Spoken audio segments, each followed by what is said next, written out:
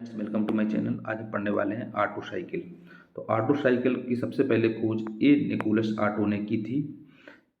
आज के समय में जनरल तौर पे गैस, पेट्रोल, अदर प्रकार के ऑयल की साइकिल्स यूज होती हैं, क्योंकि इसको हम कांस्टेंट वॉल्यूम साइकिल भी बोलते हैं।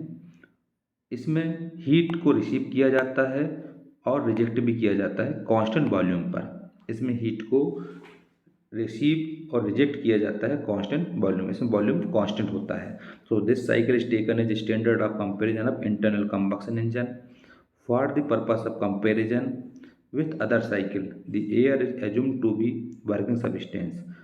इसका इस्तेमाल हम इंटरनल कंबक्शन इंजन में भी किया जाता है।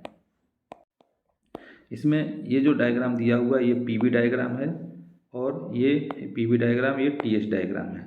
पीवी डायग्राम का मतलब था प्रेशर वॉल्यूम डायग्राम, और टीएस का मतलब टेम्परेचर एंट्रोपी डायग्राम। तो एक साइड हमारे इसमें पीवी डायग्राम को समझो तो एक साइड पी प्रेशर है, एक साइड वॉल्यूम है। तो प्रेशर वॉल्यूम डायग्राम कहलाता है। 4 स्टेज में इसमें काम होता है। एक 1 to 2, 2 to 3, 3 to 4 और 4 से 1, 4 स्टेज होती हैं इसमें। इसमें वॉल्यूम कांस्टेंट होते हैं। तो 1 to 4 जो है वो कांस्टेंट है, तो V1 इक्वल टू V4। 2 और 3 जो है वो कांस्टेंट है, तो V2 equal to V3 constant होता है। बाकी इसमें सब डिफरेंट होते हैं। जैसे 1 पॉइंट को अगर प्रेशर में दिखाएंगे तो P1 हो जाएगा, 2 पॉइंट को प्रेशर में दिखाएंगे तो P2, 3 पॉइंट को प्रेशर में दिखाएंगे P3, और 4 को दिखाएंगे तो P4। तो ये P1, P2, P4 और P3 इस टाइप से हम इसको डिनोट करेंगे। दोनों कांस्टेंट होते हैं वॉल्यूम, तो V1 इक्वल टू V4 हो जाएगा, यहाँ V2 इक्वल टू V3 हो जाता है। इसमें आइसेंट्रोपिक एक्सपेंशन होता है 1 to 2 प्रोसेस में, और 3 to 4 प्रोसेस में आइसेंट्रोपिक कंपैरिजन होता है। अब इसमें टीएस डायग्राम देखेंगे तो ये टेम्परेचर और एंट्रोपी डायग्राम है। इसमें एंट्रोपी कांस्टेंट होती है। तो इसमें 1 to 2, 2 to 3, 3 to 4, 4 से 1 ये आपको स्टेट जाएगी। तो 1 to 2 कांस्टेंट है तो S1 equal to S2, 3 to 4 constant है तो S3 इक्वल टू S4। अब इसमें हम दिखा देंगे इसमें टेम्परेचर के लिए। तो 1 के लिए हमारे पास T1 टेम्परेचर, 4 के लिए T2 टेम्परेचर, T4, और 2 के लिए T2 टेम्परेचर, और 3 के लिए T3 टेम्परेचर। फिर TS डायग्राम होता है। यहाँ पर 1 to 4 में है जो 4 to 1 इसमें कांस्टेंट वॉल्यूम होता है, यहाँ 2 to 3 होता है कांस्टेंट वॉल्यूम होता है इस डायग्राम के अकॉर्डिंग। तो ये हो जाता है टीएस डायग्राम। अगर हमको पीवी टीएस डायग्राम बनाना पड़े तो इस टाइप से हम पीवी और टीएस डायग्राम बनाते हैं। इसका पीवी डायग्राम है और इसका टीएस डायग्राम है ऑटो साइकिल का। नेक्स्ट है इसमें In the ideal Otto cycle consists of 2 constant volume and 2 reversible adiabatic or isentropic process। इस ऑटो साइकिल में 2 इसमें कांस्टेंट वॉल्यूम होते हैं, 2 इसमें रिवर्सिबल एडिएबेटिक या आइसेंट्रोपिक प्रोसेस होती हैं, जो कि आपने पीबी और टीएस डायग्राम में देखा हुआ है।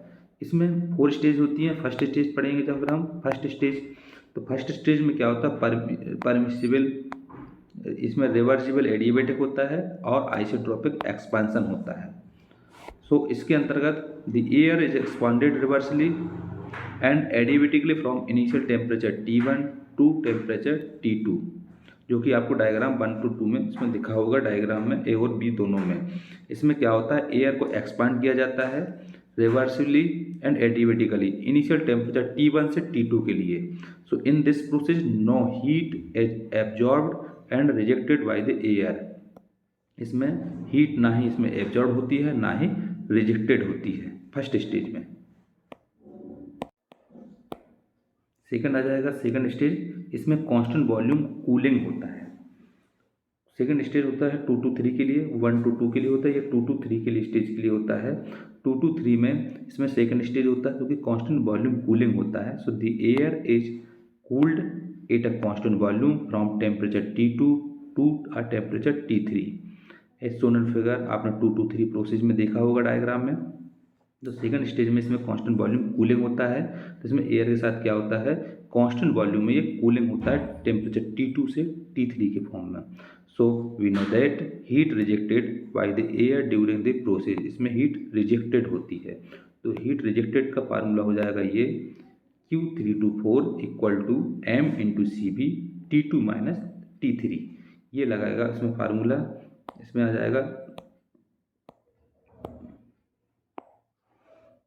हीट रिजेक्टेड, अगर हमको हीट रिजेक्टेड निकालना हो तो इस फार्मूले से निकलेगा Q324 equal to mCb T2 minus T3, जहाँ पर m मास है, Cb कांस्टेंट वॉल्यूम है, T2 सेकंड स्टेज का टेम्परेचर और T3 थर्ड स्टेज का टेम्परेचर, और Q324 है हीट रिजेक्टेड है। ये होता है सेकंड स्टेज। थर्ड स्टेज आएगा 3 to 4 के लिए, तो इसमें रिवर्सिबल एडियाबेटिक और आइसेंट्रोपिक कंपैरिजन होता है। So the air is compressed reversibly and adiabatically from temperature T3 to a temperature T4 as shown in figure. आपने 3 to 4 स्टेज में देखना ए और बी डायग्राम में। सो इसमें क्या हो रहा है, एयर कंप्रेस हो रही है reversibly and adiabatically from temperature T3 से T4 के बीच में। सो इसमें no heat is absorbed and rejected by air, इसमें एयर के द्वारा ना ही इसमें हीट एब्जॉर्ब हो रही है ना ही रिजेक्ट हो रही है थर्ड स्टेज में। नेक्स्ट है इसमें fourth stage constant volume heating. Fourth stage में 4 to 1 के लिए इसमें कांस्टेंट वॉल्यूम हीटिंग होगा। पहले में कूलिंग था सेकंड स्टेज में, और फोर्थ में है कांस्टेंट वॉल्यूम है, हीटिंग हो रहा है। So there is now heating at constant volume from temperature T4 to a temperature T1 is shown in figure 4 to 1 stage में देखना अब ए और बी डायग्राम में। इसमें क्या होता है, एयर अब इसमें क्या हो रहा है, कांस्टेंट वॉल्यूम पर हीटिंग कर रहा है, तो हीटिंग पर क्या होगा, ये T4 टेम्परेचर से T1 टेम्परेचर के फॉर्म में। तो इसमें क्या हो रहा है, हीट एब्जॉर्ब हो रही है, उसमें हीट रिजेक्टेड थी, इसमें हीट एब्जॉर्ब हो रही है। तो इसके लिए हमारे पास हीट एब्जॉर्ब का फार्मूला हो जाएगा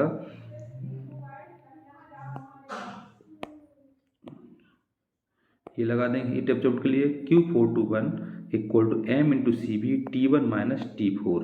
ये हो जाएगा हीट एब्जॉर्ब के लिए फार्मूला। तो एक हीट रिजेक्टेड के लिए था और एक हीट एब्जॉर्ब के लिए। इसमें we know that work done का फार्मूला हो जाएगा heat absorbed minus heat rejected. तो हीट एब्जॉर्ब्ड का था mCb T1 minus T4 minus mCb T2 minus T3, ये रख देंगे heat absorb minus heat rejected. अब इसमें हम एफिशिएंसी निकालेंगे, आइडियल एफिशिएंसी या एयर स्टैंडर्ड एफिशिएंसी। तो ये होता है formula nu equal to work done upon heat absorbed. इसमें work done upon heat absorb हो जाएगा एफिशिएंसी का। इसमें हम रख देंगे वर्क डन की वैल्यू, उसके बाद हीट एब्जॉर्ब्ड की। वर्क डन हमारे पास कितना दिया था, ये दिया हुआ है mCb T1 minus T4 minus mCb T2 minus T3, इसको रख देंगे अपॉन हीट एब्जॉर्ब्ड को रखेंगे। इसमें जब आएगा तो work done upon heat absorbed, work done हो जाएगा mCb T1 minus T4 minus mCb T2 minus T3 upon heat absorbed हो जाएगा mCb T1 माइनस T4। इसमें mCb कॉमन ले लिया तो mCb यहाँ आ जाएगा और ये T1 minus T4 minus T2 minus T3 बचेगा upon mCb T1 minus T4 है, तो mCb और mCb आपस में कैंसिल कर दिया। कैंसिल करने के बाद हमारे पास में बचा T1 minus T4 minus T2 minus T3 upon T1 minus T4। ये हो जाएगा एफिशिएंसी। और चेंज करना चाहें तो T1 और T4 को एक साइड ले लेंगे सेपरेट, और इसको T2 और T2 माइनस T3 अपन T1 माइनस T4 को सेपरेट ले लेंगे। तो यहाँ बचेगा 1 minus T2 minus T3 upon T1 minus T4 बचेगा। इसको और सोल्व करना चाहे तो हमारे पास फार्मूला एफिशिएंसी का ये बन जाएगा, ये nu equal to 1 minus T2 minus T3 upon T1 minus T4। या फिर इसको और सोल्व करना चाहें तो इसको हम T3 से डिवाइड कर देते हैं आपस में, और ऊपर नीचे वाले को T4 से डिवाइड कर देते हैं। तो nu equal to 1 minus T3 into 1 T2 upon T3 minus 1 और T4 into T1 upon T4 minus 1। ये हो जाएगा थर्मल एफिशिएंसी का फार्मूला, एयर स्टैंडर्ड एफिशिएंसी निकालते इसमें। इसको हम दूसरे फॉर्म में भी कर सकते हैं, reversibly adiabatical and reversible expansion process 1 to 2 में होता है। तो T2 upon T1 equal to V1 upon V2 base to gamma minus 1 लिख सकते हैं, क्योंकि एक्सपेंशन रेशियो होता है R equal to V2 minus V1। तो यहाँ पर R की वैल्यू रख देंगे तो 1 upon R base to gamma minus 1 बचेगा यहाँ पर। Similarly reversible adiabatic and isentropic comparison भी करेंगे 3 to 4 स्टेज में। तो T3 upon T4 equal to V4 upon V3 base to gamma minus 1 कर देंगे। तो ये V4 अपॉन V3 है, तो कंपैरिजन रेशियो फार्मूला होता है ये वाला, V3 upon V4 equal to V2 upon V1 के बराबर होता है। तो इसको हम लिख सकते हैं 1/r के फॉर्म में, 1/r/, गामा माइनस 1 के फॉर्म में भी लिख सकते हैं। इसके बाद इक्वेशन 1 और 2 को हम करेंगे तो T2/T1 equal T3/T4 equal 1/r/, gamma minus 1 हो जाएगा। चूँकि इसको हम चाहा तो इस फॉर्म में भी लिख सकते हैं, गामा माइनस 1 को हम ऊपर नीचे कर सकते हो तो 1/r/, गामा माइनस 1 हो जाएगा। तो T1/T4 इक्वल टू T2/T3 भी कर सकते हैं। इसको इक्वेशन 1 में रखेंगे तो nu equal to 1 minus T3/T4 हो जाएगा। तो 1 माइनस 1/r/, गामा माइनस 1 हो जाएगा। तो ये फार्मूला बन जाएगा एफिशिएंसी का। अगर हमको ऑटो साइकिल की एफिशिएंसी निकालना है तो ये फार्मूला इसमें याद करना ही रखना पड़ेगा, इस फार्मूले के अकॉर्डिंग निकलेगा। Nu equal to 1 minus 1/r/, gamma minus 1। तो हमको फार्मूला यही याद रखना है, इसी बेस पे न्यूमेरिकल सॉल्व होंगे। 1 माइनस 1/r/, गामा माइनस 1, जहाँ पर न्यू एफिशिएंसी है, आर एक्सपेंशन रेशियो है या कंपेरिजन रेशियो भी कहलाएगा ये, और गामा हमारे पास कांस्टेंट स्पेसिफिक हीट वैल्यू है।